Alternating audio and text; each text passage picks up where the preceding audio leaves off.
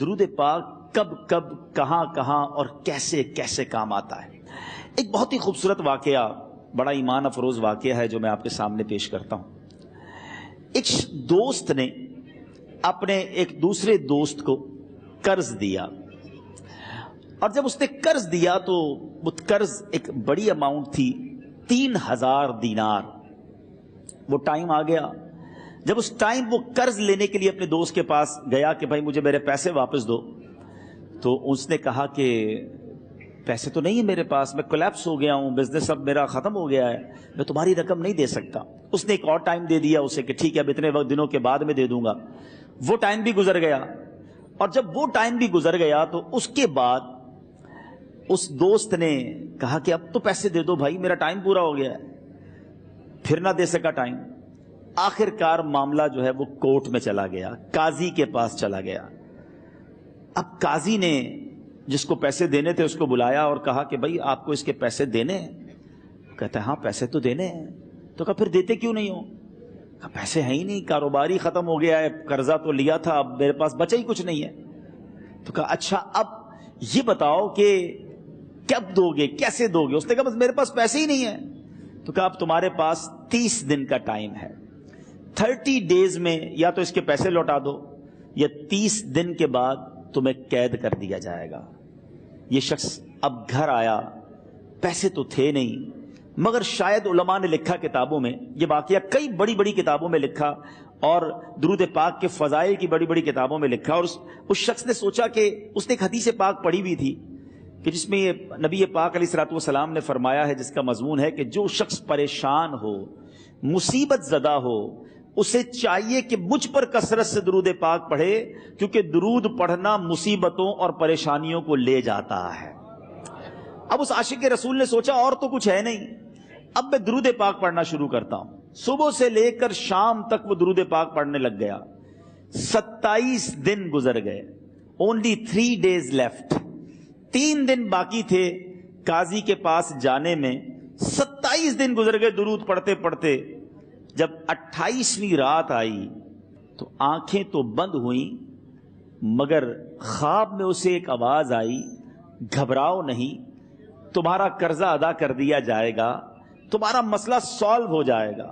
صبح اٹھتا ہے، درود پاک پڑھ رہا ہے، مگر کہتا ہے یہ آواز سے تو مسئلہ حل نہیں ہوگا، پیغام کیا ہے اسے سمجھ نہ آیا. 28واں دن گزر گیا، 29ویں رات آ گئی، مگر اب آنکھیں بند ہوئیں اور قسمت جاگ اٹھی. نبی پاک صاحب لولاک صلی اللہ تعالی علیہ وسلم خواب میں تشریف لائے اور پیارے آقا صلی اللہ تعالی علیہ وسلم نے فرمایا گھبراؤ نہیں، علی بن عیسیٰ وزیر کے پاس جاؤ، وہ تمہارا قرضہ ادا کر دے گا. اب یہ عاشق رسول صبح اٹھا تو ویری فریش، حشاش بشاش کہ اب تو کام ہو گیا، نبی پاک نے خواب میں آ کر بشارت دی ہے. مگر پھر ذہن میں سوال آیا کہ علی بن عیسیٰ کے پاس جاؤں گا تو ثبوت کیا ہے، پروف کیا ہوگا؟ میں جا کر اس کو کہوں گا کہ میرا قرضہ دے دو تو ایسے تو قرضہ نہیں دے دینا. اور میں نے اس کو کہا کہ مجھے نبی پاک نے خواب میں کہا ہے، اور اس نے اگر مجھ سے کوئی نشانی مانگی تو میں نشانی کیا دوں گا؟ آخری دن تھا، 29واں دن تھا، وہ بھی درود پڑھتے پڑھتے گزر گیا. 30th نائٹ آ گئی، صبح وہ دن ہے جب عدالت میں جانا ہے. اب اس رات پھر نبی پاک علیہ الصلوۃ والسلام خواب میں تشریف لائے اور آقا علیہ الصلوۃ والسلام نے فرمایا کہ علی بن عیسیٰ وزیر کے پاس جاؤ، وہ تمہارا قرض ادا کر دے گا. کہ حضور چلا تو جاؤں گا، لیکن اگر وزیر نے مجھ سے کوئی نشانی طلب کی تو میں کیا جواب دوں گا؟ پیارے آقا علیہ الصلوۃ والسلام نے کمال کا ارشاد فرمایا کہ علی بن عیسیٰ سے کہنا کہ تم روزانہ فجر کی نماز کے بعد 5000 بار درود پاک پڑھتے ہو، یہ راز فقط تم جانتے ہو اور تمہارا رب جانتا ہے. اب یہ جب صبح اٹھا تو ایک نشانی بھی مل چکی تھی.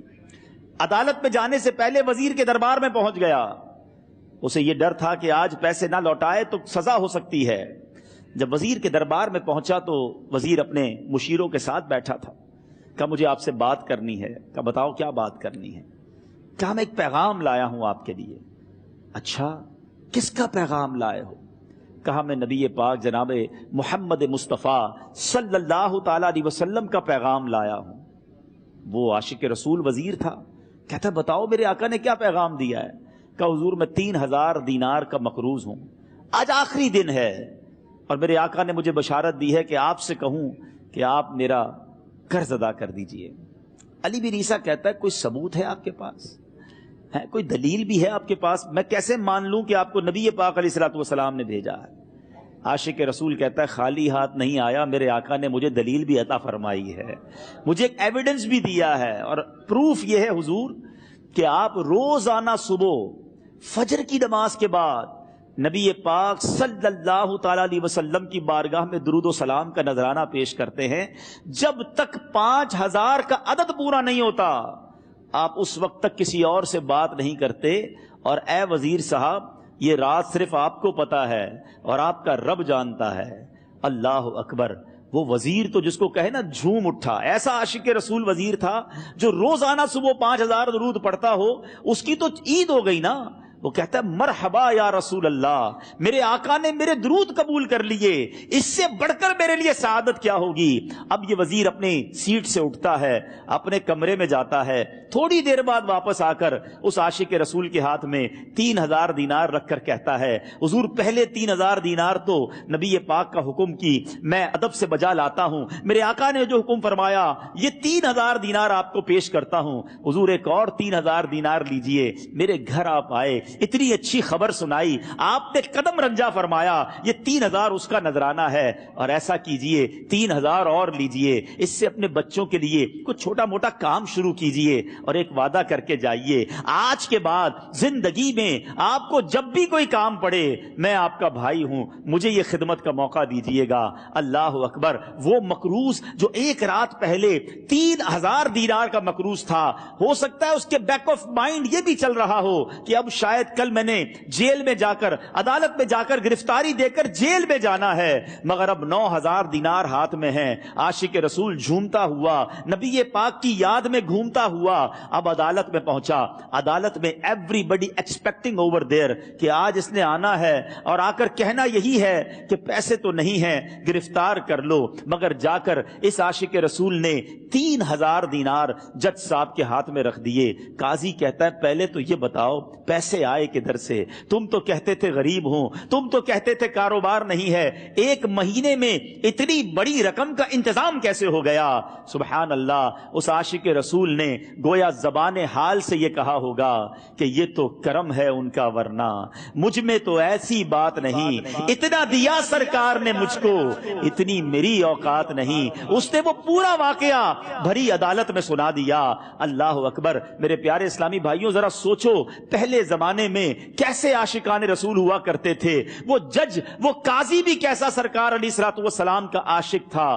اپنی سیٹ سے اٹھتا ہے، بھرے دربار میں، بھری عدالت میں، وہ اپنے چیمبر میں، اپنے کمرے میں جاتا ہے، اور تھوڑی دیر بعد واپس آ کر اس کے ہاتھ میں بھی 3000 دینار ہیں، اور وہ 3000 دینار جو ہے وہ اس عاشق رسول کے ہاتھ میں رکھتا ہے کہ سارا ثواب علی بن عیسیٰ کیسے لے جائے، میں بھی تو نبی پاک کا غلام ہوں، میں تمہارا قرضہ میں ادا کرتا ہوں۔ اچھا، اب ایک اور عجیب سینیریو یہ بن گیا کہ جس نے کیس کیا تھا، جس نے دعویٰ کیا تھا، وہ بھی یہ سارا منظر دیکھ رہا تھا۔ کہتا ہے جج صاحب ذرا رکیے، میں بھی اپنے آقا کا امتی ہوں، اور ایک کام کیجئے، قلم کاغذ منگوائیے، اس عاشق رسول کا قرضہ ہی میں معاف کر دیتا ہوں۔ اچھا، اب عاشق رسول نے وہ واپس 3000 دینار جو جج صاحب نے دیے تھے وہ واپس جج صاحب کو دیے کہ حضور یہ پیسے آپ ہی رکھ لیں، قرضہ ہی معاف ہو گیا، اب آپ کے پیسے کا میں نے کیا کرنا ہے؟ جج صاحب کہتے ہیں جو پیسے نبی پاک کے نام پر نکالے ہیں اب مجھے واپس نہیں چاہیے، یہ بھی تم اپنے ساتھ لے جاؤ۔ اللہ اکبر! میرے میٹھے اسلامی بھائیوں، وہ عاشق رسول ایک رات پہلے 3000 دینار کا مقروض ہے، اب 12000 دینار لے کر گھر کو واپس جا رہا ہے۔ اس ایک واقعے کے اندر جو ہم سب کے لیے درس ہے، جو ہم سب کے لیے پیغام ہے، شاعر لکھتے ہیں نا، دکھوں نے تم کو جو گھیرا ہو تو درود پڑھو، دکھوں نے تم کو جو گھیرا ہو تو درود پڑھو، جو حاضری کی تمنا ہو تو درود پڑھو۔